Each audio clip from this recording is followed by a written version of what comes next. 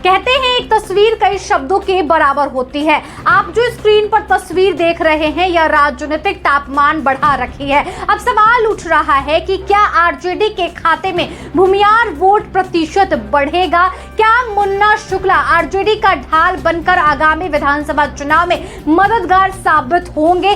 देखिए, लोकसभा का चुनाव आपको याद ही होगा। वैशाली लोकसभा क्षेत्र से मुन्ना शुक्ला आरजेडी के प्रत्याशी बनकर चुनाव लड़े, लेकिन जीत नहीं पाए। वीणा देवी यहां से चुनाव जीती, लेकिन अब हर जगह मुन्ना शुक्ला तेजस्वी यादव के साथ दिख रहे हैं। अब माना जा रहा है कि भूमियार जाति को साधने की कोशिश की जा रही है महागठबंधन के तरफ से। इस वजह से तेजस्वी यादव अब फ्रंट फुट पर नजर आ रहे हैं। लेकिन जो सबसे बड़ा सवाल, और यूं कहें तो जो तस्वीर निकलकर सामने आ रही है कि 20 से 25 प्रत्याशी जो है विधानसभा चुनाव में उतारे जा सकते हैं भूमियार जाति से।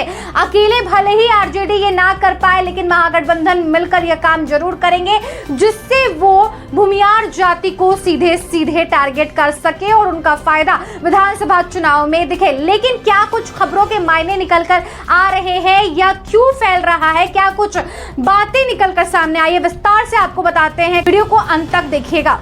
2025 के विधानसभा चुनाव को लेकर एक इशारा साफ तौर पर जाहिर हो रहा है।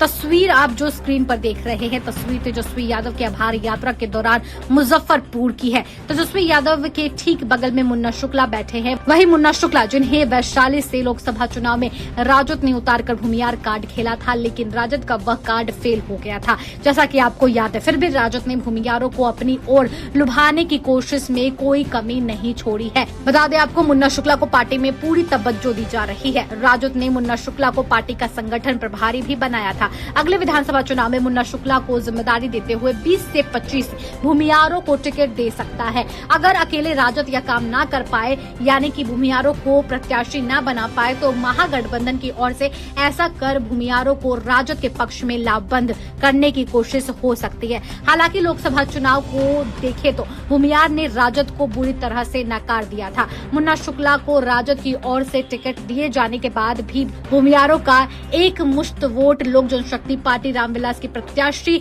वीणा देवी के पक्ष में नहीं हो सकता। हालांकि तेजस्वी यादव इस बार भूमियारों को साधने की पूरी तैयारी में जुट गए हैं। कुछ यूजर का तो कहना है, हो सकता है कि वर्तमान सरकार से कुछ नाराजगी हो, लेकिन इसका मतलब यह नहीं कि राजद का वोट दिया जाए। और ऐसे में अगर राजद भूमियारों के लिए कुछ करती है तो बात बन सकती है, भले ही उम्मीदवार मुन्ना शुक्ला ही क्यों ना हो। एक तर्क यह भी दिया गया कि जातीय जनगणना के नाम पर अगड़ा राजद से जीत सकता है तो पिछड़ा भी कमल निशान से लड़कर विधायक और सांसद बन सकता है। हालांकि आगामी विधानसभा चुनाव को लेकर तैयारी काफी जोरों शोरों से चल रही है। तेजस्वी यादव अपने आभार यात्रा के जरिए यह साबित करने पर तुले हुए हैं कि इस बार सभी कार्यकर्ताओं के साथ मिलकर संवाद करके जमीनी स्तर पर मुद्दों को सलटाएं, और ताकि हर जाति के वोटों को सही तरीके से साध सके।